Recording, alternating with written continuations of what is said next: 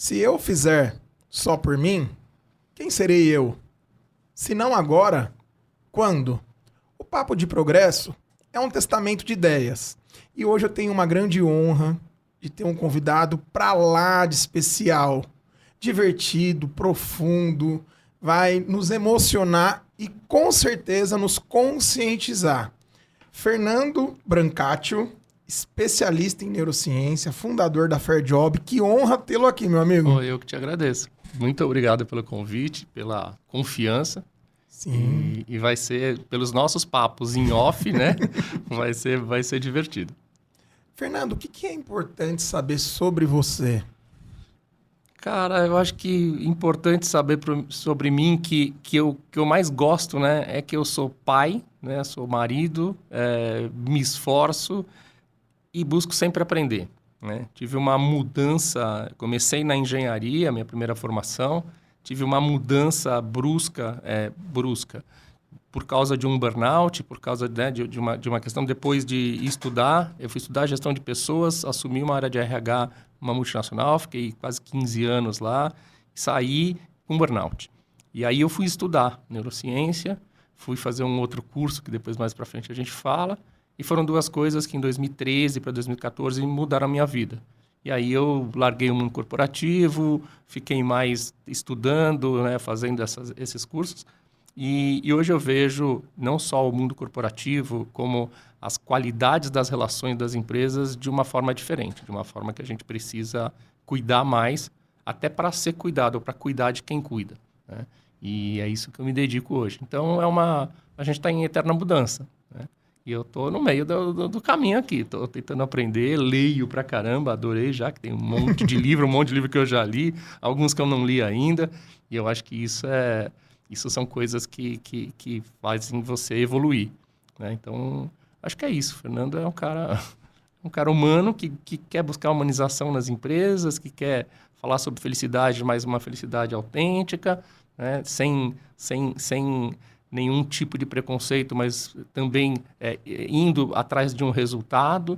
E eu acho que isso é o que eu busco. Esse é o Fernando que você conhece. Se você me conhecesse há 15 anos, você ia conhecer um Fernando mais duro, um Fernando mais objetivo e tal. Mas a gente vai aprendendo, não sei se eu estou melhorando ou piorando, mas eu estou me sentindo melhor. Então já está bom.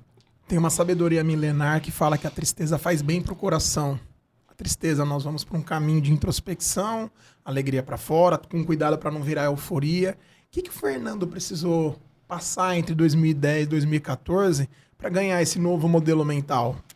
Precisou passar, é isso mesmo, né? Primeiro é o medo, porque eu acho que o medo, ele te alerta de algumas coisas, né? E ele faz com que você volte para trás. Então, a gente sempre brinca, né? Que dentro das emoções, quem assistiu Divertidamente, né? Que é as emoções primárias, a gente tem a alegria que te leva para cima, a gente tem a tristeza que te traz para baixo, a gente tem a raiva que te leva para frente e o medo que te faz, né, levar para trás. Todas elas são importantes, né? Não existe, a gente brinca que não é uma questão de a emoção ser positiva ou negativa. É o que você faz com a emoção que torna aquilo positivo ou negativo. E você lembrou bem, muita alegria atrapalha. Você deixa de ver algumas coisas que talvez precisam ser, né, pontuadas. Muito medo atrapalha, porque você não vai para frente. Muita raiva, você se excede, né? Muita tristeza você fica muito introspectivo. Então, o segredo é o equilíbrio dessas emoções.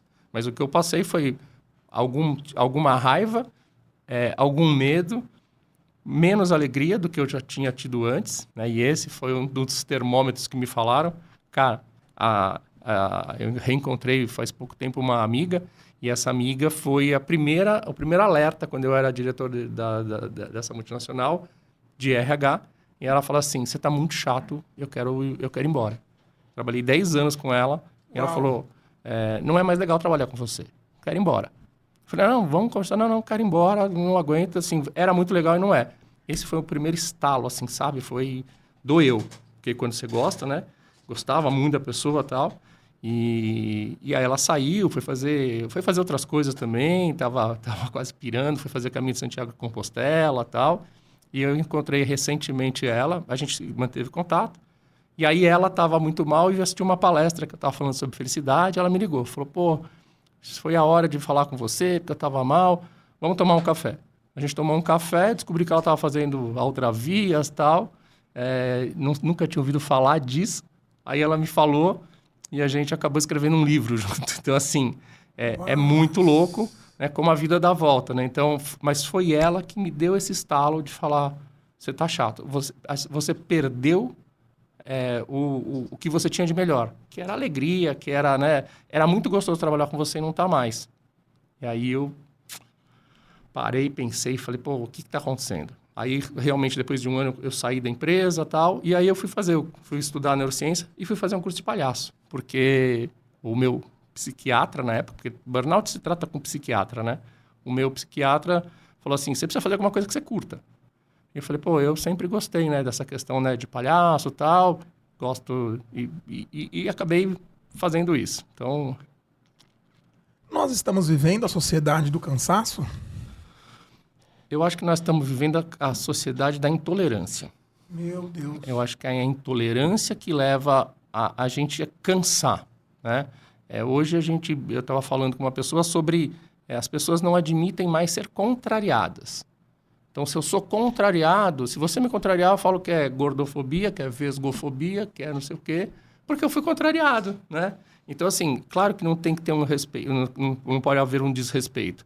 Mas eu acho que é uma intolerância, é uma falta de equilíbrio entre aquilo que eu quero falar, mas aquilo que às vezes eu tenho que escutar, né? Então, e obviamente que isso exaure, né? Não é nem o cansaço, isso no trabalho. Quando você não precisa, você não gosta, você está no ônibus, você está, sei lá, em algum lugar. O cara te fala alguma coisa, você manda para aquele lugar e você relaxa. Às vezes no emprego, às vezes em algum lugar na família, né? Em qualquer tipo de sociedade, no condomínio, você já não consegue, você tem que conviver. E aí é que você vai perdendo, talvez, essa habilidade, né, de relevar algumas coisas. E aí vem não só o cansaço, mas vem a tristeza, vem o estresse, né, continuado. Então, acho que isso é uma coisa que a gente precisa cuidar. Eu estava no meio da minha formação em desenvolvimento humano para gestores na GV. Levei 10 anos, sabe, Fernando, para conseguir chegar lá. Um menino que chegou em São Paulo com R$10 na carteira, que se associou ao Movimento Sem Terra para poder estudar na Uninove. E na melhor fase da minha vida eu não conseguia saborear. Eu lembro que eu desci de uma aula muito importante, era quase 11 horas da noite, liguei para minha mãe. Mãe, preciso de um conselho. Ela falou, meu Deus, a coisa deve estar séria mesmo. Pra pedir conselho? Ela que foi, meu filho. Eu falei, 11 horas, tô indo almoçar. Ela riu. Falei, puxa, as coisas não estão mais preenchendo. Porque o esgotamento não é um braço que quebra, não é algo perceptível de primeira. Vai corroendo, né, Fernando? Como que foi que o seu caso para identificar o burnout? Quais foram os primeiros indícios? Os primeiros indícios, primeiro, uma desmotivação, né? Então, eu sempre fui um cara super motivado, tal, né? Não parava, faço 10 coisas ao mesmo tempo, tal. Como eu tô fazendo hoje, tá tudo bem. Esse é o Fernando, né? Eu sou agitado, meu filho é agitado igual eu.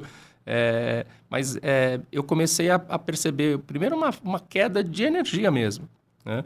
Dali em diante, eu comecei com uma irritabilidade muito grande, né? Que aí foram que as pessoas assim, cara, você tá ficando... Né? E via-se isso como até uma certa prepotência, porque eu tinha, obviamente, um cargo alto, eu tinha um status, né, de um vice-presidente de empresa, né, que você viaja internacionalmente, etc. Então, assim, você tem... Então, mas eu estava muito cansado, aí começaram dores pelo corpo inteiro. Eu tenho fibromialgia, artrite psoriática, que tem que ser tratado, não tem cura, tem tratamento, mas são doenças psicossomáticas já em função do burnout. Até que um dia eu apaguei, não lembrava. Eu acordei numa sexta-feira e não lembrava nada. Não lembrava o que eu tinha que fazer, não lembrava o dia de ontem, sabe? Assim, o que eu comi ontem, o que eu fiz ontem, o que eu tenho que fazer hoje. Aí eu olhava na agenda, né, do celular, eu liguei para minha esposa, falei, era uma sexta-feira cedo. Aí falei, não sei o que está acontecendo, eu não lembro de nada. Ela falou, não, vou ligar para uma amiga minha. Aí eu fui conversar com a amiga dela, liguei para a amiga dela e tal. Então, assim, você vai se desligando, né? Você vai desconectando, que é essa desconexão, né? De você ficar num vazio. Aí fiz o tratamento e tal. Óbvio que ele é um tratamento longo. Aí foi aí que eu resolvi, né, sair da empresa, porque eu falei, não tá me fazendo mais mal do que bem. Teve medo de mudar? Não, eu precisava mudar. Eu tive medo de não mudar. Eu tive medo o que eu mais escutei foi assim, nossa, que coragem que você tem, né? Porque você vai mudar, você vai largar tudo isso. O que você vai ser? Eu falei, não sei, mas eu vou ser uma pessoa viva, vou me cuidar. E foi muito legal, porque eu saí, recebi 2 ou 3 propostas para voltar para o mundo corporativo, melhores da que eu tinha. E assim, eu tinha que falar não. E eu tinha muita certeza de que não era mais aquilo que eu queria fazer, sabe, Gabriel? Falei, não é isso que eu vou fazer. E aí comecei a estudar neurociência, comecei a fazer o curso de palhaço, e aí que eu vi que minha vida ia para outro caminho. E aí eu fui começando a descobrir o meu real propósito. Na neurociência, nós aprendemos um valor, um atributo, que é intencionalidade. Alunos de Carla Tiepo, de Cibele, Sabino fala muito isso. O que significa ser uma pessoa intencional, um profissional intencional? Existe CNPJ intencional? Eu sempre brinco assim, intencionalidade. Bom, Carla, Cibele foi minha orientadora, né, da neurociência, né, junto com a Cibele, junto com a Carla. E uma das coisas que a Carla sempre falou foi a questão da intencionalidade. A intencionalidade, ela é um fenômeno, né, que acontece no nosso sistema nervoso central, que é a chave da motivação intrínseca, né? A motivação intrínseca é aquilo que, obviamente, que libera dopamina, vários hormônios e neurotransmissores e hormônios, né? Mas que te faz ir para a ação. Então, quando você tem aquele start, né, de descarga de dopamina, que é você vai para a ação, ali tem uma intencionalidade. Ou seja, ali tem uma vontade autêntica, genuína. Né? Então, que a gente fala da intencionalidade genuína. Ou seja, ali você parte porque você quer aquilo. Né? É diferente do neném. Então, se você pede e fala assim, não sei se eu vou fazer. Então, ali você pode até fazer, mas ali não tem intencionalidade. Né? Então, a intencionalidade é o começo da motivação intrínseca, que é aquela que ela não quer um retorno extrínseco, ela não quer um retorno palpável. Você vai por propósito, você vai por valores, por princípios, né? Por crenças. Então, ali a intencionalidade mora nesse lugar. Respeitando um estado laico, nós falamos sobre espiritualidade, meditação. Diz que quando nós enxergamos a sujeira, Deus ele dá a vassoura e a pá. Que a nossa reclamação ela tem uma conexão com a nossa missão. Fernando, o que é propósito? E como ser uma pessoa mais intencional, pegando o propósito, tentando contribuir para pagar os boletos? Lá na Fair Job tem boleto? Tem bastante. O que mais tem é boleto. A gente tenta emitir nota fiscal para conseguir pagar os boletos, mas é muito mais fácil você comprar uma nota fiscal do que emitir uma nota fiscal, né? Mas o propósito é você exatamente encontrar aquilo que faz sentido para você. Né? E nem sempre a gente consegue... Eu acho que isso vem um pouco com a experiência. Eu acho que sim. Né? Eu sou uma pessoa espiritualizada, independente de religião. Né? Eu tenho a minha religião, mas... E a minha esposa tem outra. E isso foi muito legal, porque quando a gente casou, eu brinco, né? Ela é espírita, eu sou católico. E aí a gente negociou, porque eu queria casar na igreja, ela não fazia questão, né? E aí ela precisava ser batizada, porque ela não tinha sido batizada. Então a gente negociou tudo isso, e a gente negociou quando a gente tivesse nossos filhos, a gente ia no início fazer, né? Então, assim, a gente vai batizar e depois eles vão seguir. E eles seguem o caminho deles, e a gente, assim, qualquer que seja a religião, né? Qualquer que seja a religião, o que ela prega é para você fazer o bem. A caridade, né? Então, a gratidão, a generosidade, é isso que todas as religiões pregam. Né? Então, quando você junta isso com o que você gosta de fazer, com aquilo que você não vê o tempo passar, que é o que a gente chama de estado de flow, né? Você entra em flow. Quando você vai ver, que nem esse papo. A gente precisa tomar cuidado, porque daqui a pouco já acabou. Né? Por quê? Porque é muito bom, porque está no propósito e tal. Então, isso é um propósito. É um nível alto de engajamento, né, com uma intencionalidade naquilo que você acredita e quando você é acolhido por aquilo. Aí você encontra o seu propósito. E qual é o propósito da Fair Job? O propósito da Fair Job, ela vem muito em eu fundei a Fair Job porque eu não queria que as pessoas passassem ou tivessem que passar pelaquilo que eu passei. Ou seja, as pessoas não precisam ficar doentes, né? E eu visito hoje pessoas doentes em hospital. Então, assim, falei, por que eu não começo a visitar essas pessoas antes na empresa para que elas não fiquem... Porque as relações, né, profissionais, e hoje as relações, inclusive pessoais, elas estão adoecidas, né? Então, eu falei, pô, vamos fazer. E o que a gente consegue medir? E aí eu trago um arcabouço da própria neurociência, de metodologias e pesquisas científicas, que a gente consiga medir nível de estresse, né? Minha primeira formação é engenharia. Então, assim, não se melhora aquilo que não se mede. Quando eu comecei a trabalhar na engenharia, começou a qualidade total. E essa frase é uma frase do Deming, que é um dos pais da qualidade total, do sistema da qualidade e tal. Então, assim, eu busquei alguma coisa para que a gente conseguisse medir esse bem-estar dentro das empresas. E aí eu me deparo com um negócio que chama FIB, Felicidade Interna Bruta, que vem do reino do Butão, que é um reino encravado entre China e Índia, que o rei fala, olha, eu respeito outras métricas de felicidade que levam em consideração o produto interno bruto, ou seja, a geração de riqueza, mas o meu povo é feliz, eu vou provar que eles são felizes, mas mesmo não sendo um dos 100 maiores países em PIB.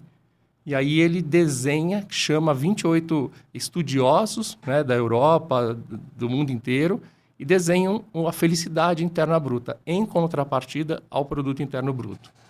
E em 2012, a ONU reconhece essa metodologia como uma metodologia de mensuração de bem-estar, né?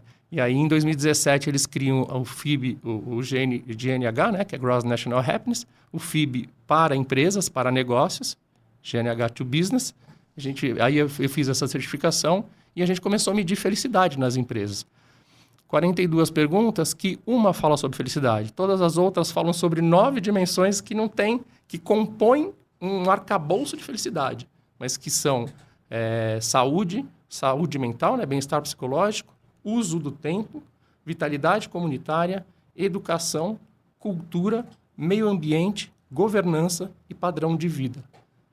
Então, assim, o que é felicidade?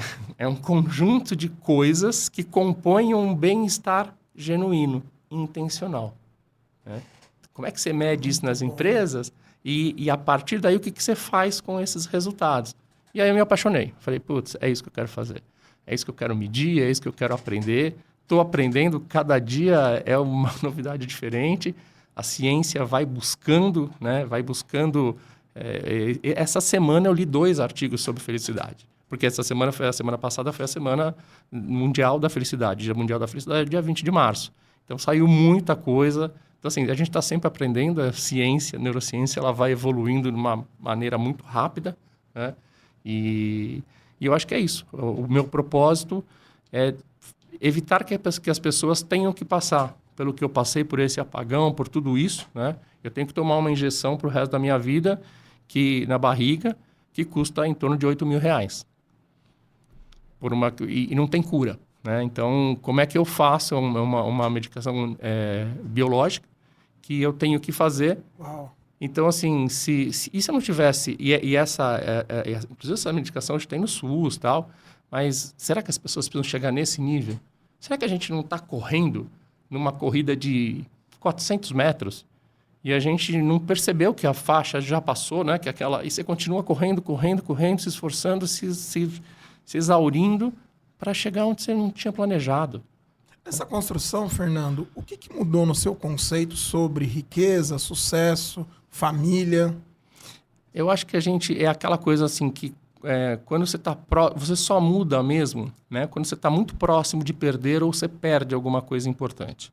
Porque ali é que vem a valência emocional, né? Exatamente. E aquela valência, aí nesse caso, é a valência negativa, né? Pum, que é aquele soco na boca do estômago, né? E aí a saúde e a própria família, né? Essas são coisas importantes.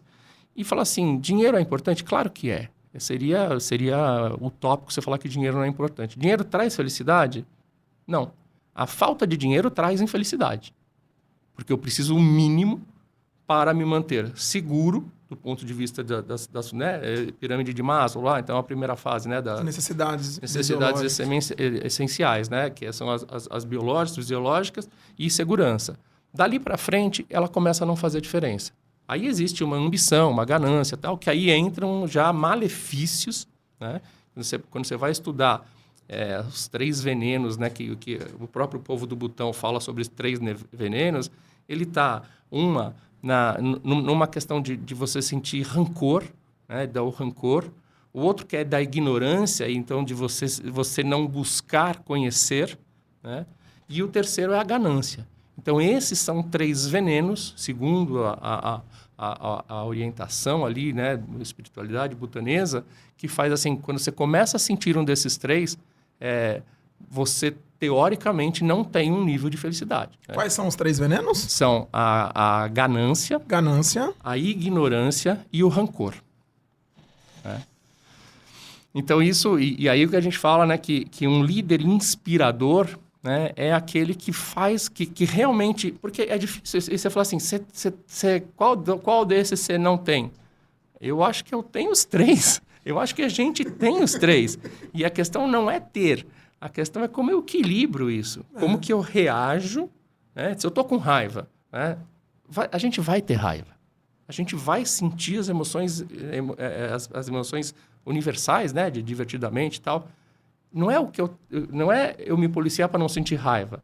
É me policiar, e aí vem a questão da gestão emocional do que eu faço, como eu reajo diante da raiva. Como eu reajo diante da alegria, né? O Coringa, né, o filme Coringa, ele tinha uma disfunção que quando ele ficava nervoso, ele ria. Então, parecia que ele era cruel, mas ele se torna cruel, né? Então, são essas questões de como... E aí tem um livro muito legal da Susan David, né, que não sei se você já viu, Agilidade Emocional, que ela fala... Ela é uma sul-africana, branca, loira, bonita, que viveu na época do apartheid e se sentia muito mal, né, de ver pessoas pretas, bonitas, inteligentes, sofrendo aquilo que ela não sofria, né? E aí ela começa a estudar sobre esses fenômenos. Tem um TED Talk dela que é muito legal. E ela começa a estudar e ela fala, a agilidade é a capacidade, é uma resiliência, né, na tradução fica como agilidade, mas de você perceber essa emoção, aceitar essa emoção, nominar essa emoção, mas agir de acordo com seus propósitos. Eu achei interessante há pouco você trazer que nós estamos vivendo uma era de intolerância, às vezes uma polaridade, e às vezes nós queremos ter a razão e perdemos a paz, né? É isso. Minha avó, quando ela chegou no Brasil, ela trabalhou... Minha avó não sabia, ela morreu sem saber ler e escrever, mas ela falava uma coisa que... ela falava, você quer ter razão, quer ser feliz. E a gente escuta muito isso, né? E por muito tempo eu quis ter razão, né? E por muito tempo a gente quer ter razão. E ela, no fundo da sabedoria dela, né, ela trabalhava em olaria, ela fazia tijolos, tal, construiu, né, uma família bacana, tal, chegou até ter terreno, casa própria, né, e obviamente que isso naquela época talvez fosse um pouco mais simples, mas ela já falava, sem saber ler e escrever, ela já falava coisas que, se você for procurar na filosofia mais profunda, você vai encontrar. Então, quando você passa a perceber que ser feliz, que deixar para lá, é mais importante do que estar certo, você está chegando muito próximo do teu controle emocional. Uau. Você está chegando muito próximo da tua gestão, que você fala, tudo bem, eu respeito. Eu escolho ter paz. Eu escolho estar em paz, né? E aí tem uma outra frase que eu adoro, que é assim, se depender de você, fique em paz com os outros. Só que se depender dos outros, fique em paz com você. Ou seja, depende do outro, eu vou mudar o outro? Não. Então eu estou em paz comigo, porque não adianta, eu não vou mudar uma coisa que para você, do ponto de vista, né, de viés, de toda essa questão da neurociência, você pode estar sentindo uma coisa que é muito forte para você e eu tenho que respeitar. Eu posso não concordar, mas eu tenho que respeitar. Que aquilo bateu em você de uma forma que você está reagindo e eu não vou conseguir te mudar. Então eu fico em paz comigo, respeitando o que você está sentindo. não contrariando, né? Então, assim, quando a gente vê as pessoas falarem sobre felicidade e dividir, né? A felicidade dos azuis é diferente da felicidade dos vermelhos, a felicidade dos altos é diferente da felicidade dos baixos. Se a pessoa não está em paz com ela, eu acho que ela não devia falar sobre felicidade. Ela devia falar sobre autoconhecimento, né? E com isso, porque realmente é o estado de paz, né? Não é a paz por ter paz, não é você não brigar por nada. É você não brigar por aquilo que realmente não vale a pena você brigar. O que mudou ao longo desses anos no Fernando, pai, marido, cidadão? Eu acho que o que mudou foi a forma realmente de enxergar problemas, né? Para mim, isso foi uma mudança de chave tão forte. Quando eu começo a fazer... eu fiz um curso de palhaço para entender por que eu tinha perdido aquela capacidade de fazer os outros se sentirem bem perto de mim, né? A leveza, o sorriso. E aí, o meu médico, na época, falou assim, cara, você tem que procurar alguma coisa para você desopilar. E eu adorava, falei, vou fazer. Mas eu sempre morri de medo de hospital. Morria de medo, né? Segundo mês de curso, fiz um curso longo e tal. Segundo mês de curso, eu recebo um convite para atuar num grande hospital. Aí cheguei para minha esposa e falei, pô, tô aqui, né? Tô no sabático. Né? Sabático é um termo chique para quem não está trabalhando, pensando que não sabe o que fazer. Esse é o sabático, né? Eu estava no tal do sabático e tal. Aí falei, pô, recebi um convite, mas eu morro de medo de hospital. Mas eu vou ver, né? Isso foi 2013. Eu estou até hoje lá, né? E a hora que você começa a visitar uma criança correndo, carequinha, com o soro e brincando, e a mãe, o pai, alguém do lado, aquela assim preocupada, né? Porque ela está fazendo tratamento e a criança ela não faz ideia, né? De qual é a dimensão daquilo e que os pais sim fazem. E aí você olha e fala assim, eu ficava encanado que eu não tinha batido a meta e que meu chefe naquele dia não tinha falado bom dia para mim. Isso para mim era problema, não menosprezando o problema dos outros, mas fazendo exatamente uma comparação e entendendo o que é realmente problema, né? Então aí você começa a mudar e hoje eu falo, cara, daqui 5 dias, o que você está passando vai mudar a tua vida? Ah, vai. Daqui 15 dias? Ah, vai. Daqui 1 ano? Daqui 1 ano eu não sei. Então não é problema. Então isso daí é um obstáculo, mas isso não é um problema. E aí quando você começa a ver, né, todas essas questões, né, e o palhaço humanitário, ele não está só em hospital, ele está, né, tem palhaços que vão em lugares de guerra. Então assim, aí você olha aquilo, você fala, cara, isso é problema. Isso é mazela, né? Não é o que eu tenho lá atrás, não não ter atingido uma meta, não é ter um boleto que venceu e você tem que emitir, ou você tem que, sabe? Então, eu acho que isso mudou a minha maneira de pensar, a minha maneira de enxergar a vida, enxergar o valor das relações, né? Então, eu acho que esse é um aprendizado que custou, que doeu e precisou doer, né? Mas que realmente me mudou. E às vezes, olha, mesmo assim, às vezes eu preciso me policiar, porque isso não é fácil de fazer.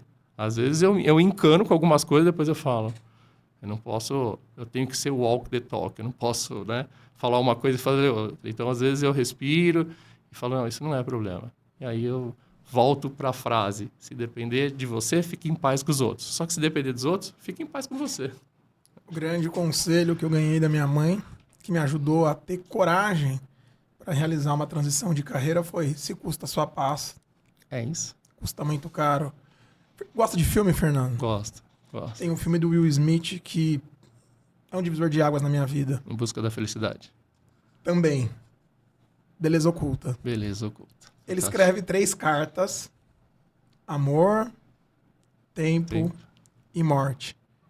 Se você hoje fosse escrever uma carta pro amor, pro tempo e pra morte, o que você falaria para cada uma delas?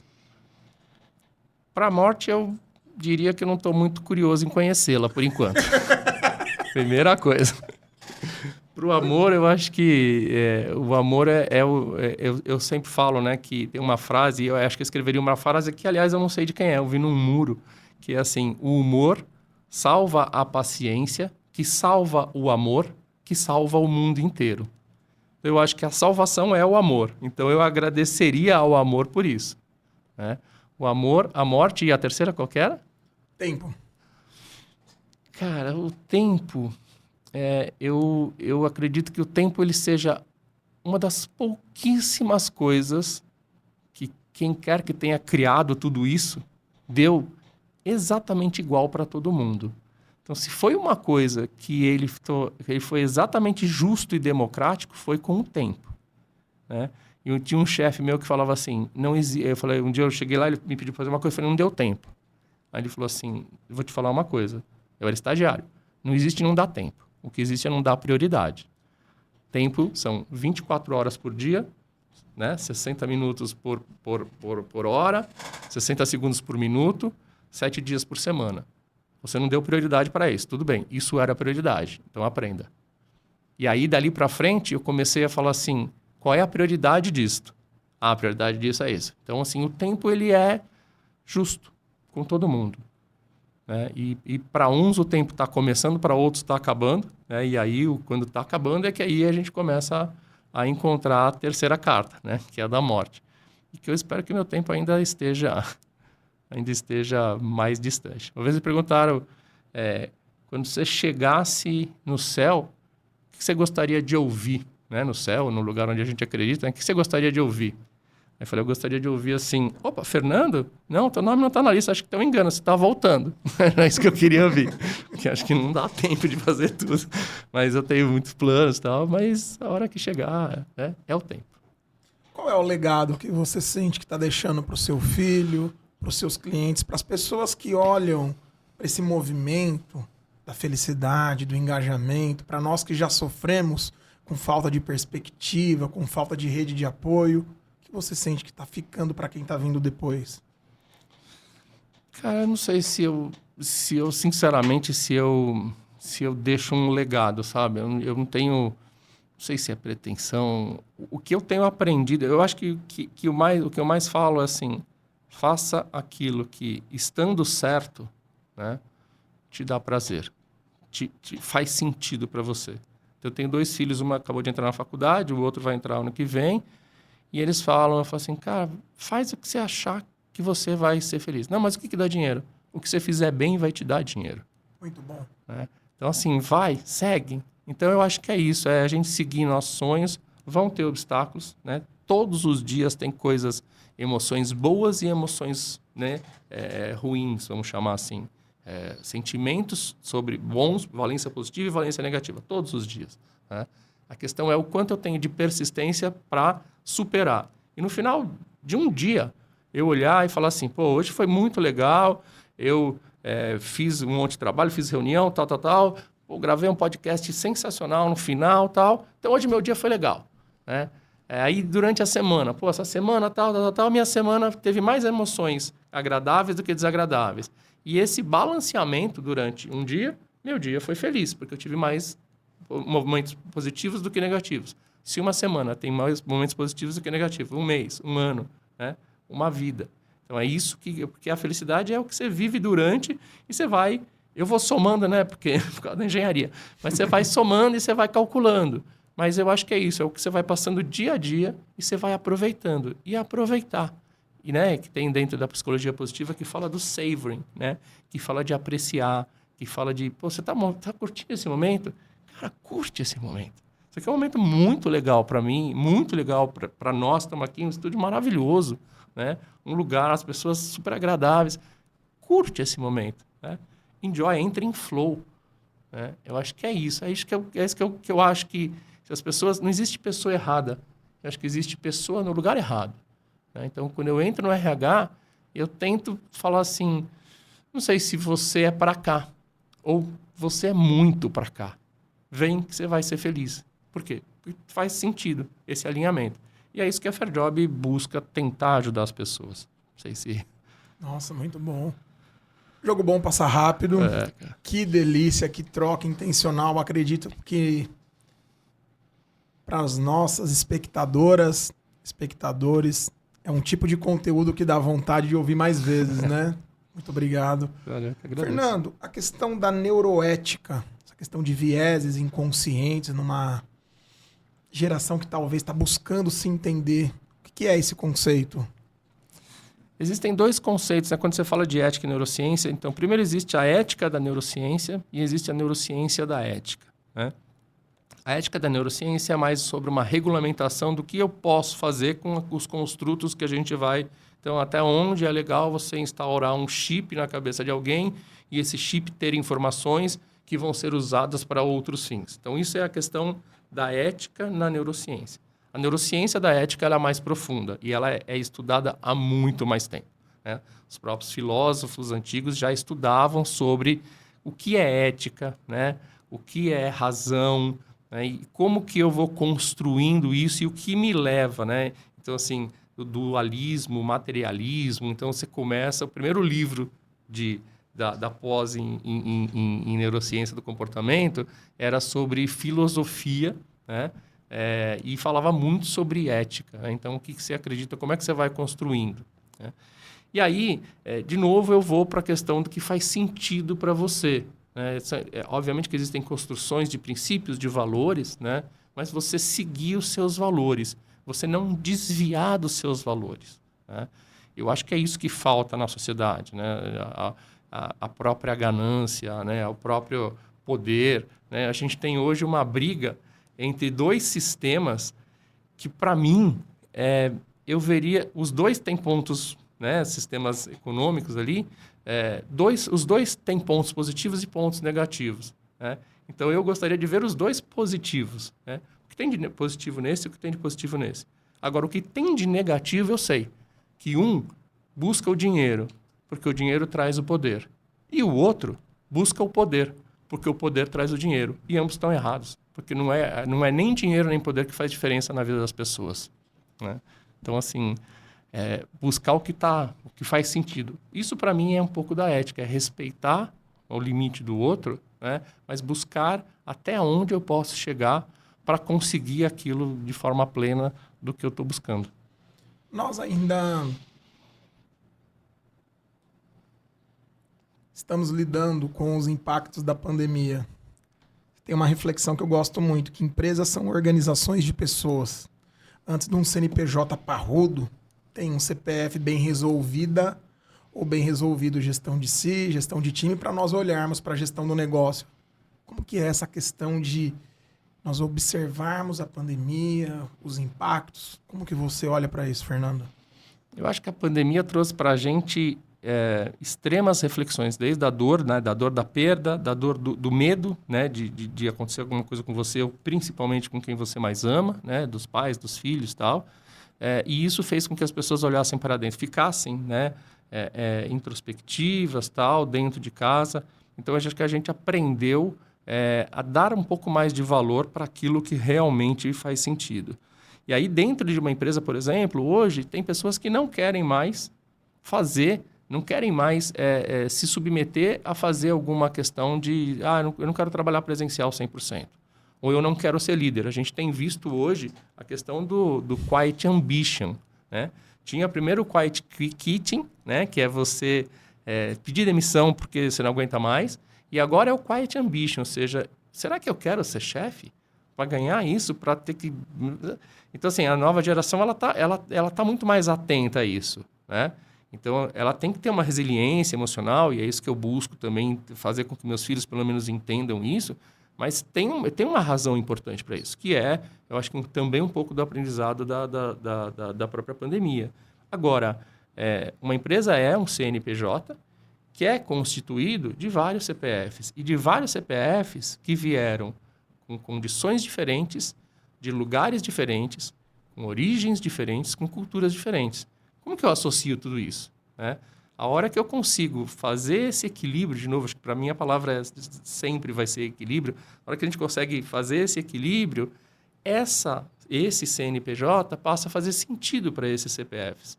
Total. Que é o que eu falo que é a diferença entre inovação e criatividade, né? A inovação, ela parte do CNPJ. A criatividade é a capacidade do CPF. Criatividade é minha. um bando de criativos CPF juntos em um propósito tornam uma organização inovadora. Então, a inovação ela é a capacidade de criação de vários criadores, de vários criativos. Então, ela é o CNPJ movida por vários CPFs. Só que o contrário também é verdadeiro. Você pega um monte de CPFs desmotivados, destroçados, né? Para onde vai esse CNPJ? A felicidade impacta, uma pessoa feliz contagia, só que uma pessoa triste, desanimada, ela desengaja. Fernando, qual uma mensagem, uma orientação, uma sugestão que você deixaria para quem está escutando, assistindo esse podcast? Eu acho que a principal mensagem é fazer aquilo que faz sentido para você, que você gosta, buscar entender o que faz bem, o que te faz bem, o que você faz de melhor e faz diferença de bem para os próximos. Eu acho que é isso. Eu acho que é perceber. Às vezes a gente corre e a gente não devia nem estar correndo, a gente devia estar andando. Acho que é isso. E não é fácil achar. Não é fácil achar esse equilíbrio. Sim. Mas a busca, ela é divertida. E assim, se divirta durante o caminho. Para mim, isso é felicidade. É a diversão durante o caminho. Eu costumo trazer para as pessoas uma reflexão do tipo, qual foi a pergunta mais impactante que fizeram para você? Uma vez eu estava numa palestra do professor Cortella, ele falou, você leva da vida a vida que você leva. Por que você faz o que faz? Isso me chacoalhou. Porque às vezes, enquanto o sucesso não chega, nós buscamos o sustento. O Brasil ele tem as suas ambivalências, nós temos projetos sociais que atuamos, participamos de um movimento que eu honro muito, tem pessoas ali que ajudaram a mudar a minha vida, como Dani, Eli, um movimento muito bonito, que você participa, você encabeça, é uma grande referência para mim, para nós do Papo de Progresso, é uma grande honra tê-lo aqui. E eu gostaria de perguntar os próximos projetos, eventos, empresas, pessoas que queiram se conectar com o Fernando, com a Fairjob. Inclusive, olha, ganhei um presentão aqui, estou todo feliz. Esse livro maravilhoso sobre aldravias corporativas. Muito obrigado, meu Fernando. Eu que agradeço de coração. É um prazer estar aqui. Voltarei algumas vezes, porque a gente fala, tem bastante coisa para aprender. E é um aprendizado muito bom também estar sempre com você. Você tem uma instigação, uma provocação que faz a gente também... aquele friozinho na barriga eu senti hoje, né? Então, assim, isso é muito legal, né? Porque isso é a motivação intrínseca. Isso é a intencionalidade. Então, você fala sobre intencionalidade, mas você traz essa intencionalidade para as pessoas. E o que a Fairjob busca é tentar deixar... com cada lugar onde a gente entra, um pouquinho melhor do que quando a gente não estava lá ainda, né? Do ponto de vista de... Se você sentir que fez uma diferençazinha desse tamanho no coletivo daquela organização, a Fairjob está feliz. Ela não pode nem ter faturado, os boletos podem estar vencendo, mas a gente está feliz, porque esse é o nosso propósito. Ele não tem a ver com dinheiro, ele tem a ver com realização. Ele não tem a ver com ROI, né? Que é o resultado sobre o objetivo. Ele tem a ver com o VOI, que é o valor sobre o objetivo. Que valor que a gente está deixando para aquela organização? Porque é isso. Os presidentes de empresa precisam pensar qual é o valor que esta empresa causa para a sociedade. Eu acho que é isso.